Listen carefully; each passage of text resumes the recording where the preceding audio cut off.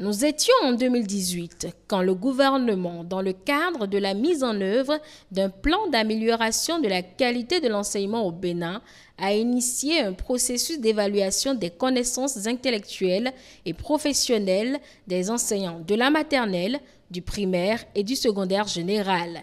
L'idée est d'identifier clairement les besoins en renforcement de capacités afin d'y apporter des solutions.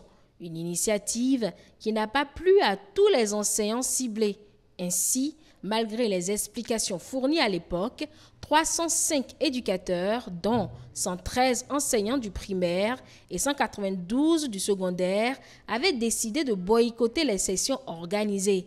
Conséquence, le gouvernement de bon droit a décidé de les radier de l'administration publique au nom de l'autorité de l'État.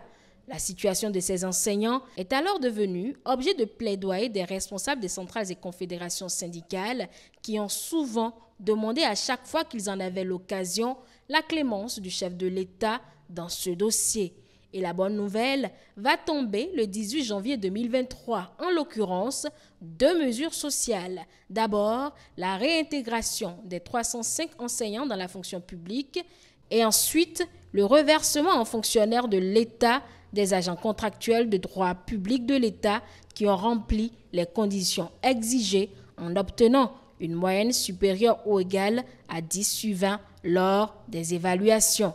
Ces deux décisions prises ce 18 janvier 2023 font suite à l'examen en Conseil des ministres d'une communication conjointe du ministre d'État, secrétaire général de la présidence de la République, des ministres chargés de l'enseignement maternel et primaire, du secondaire, puis de la fonction publique sur le cas de ces 305 agents contractuels de l'État.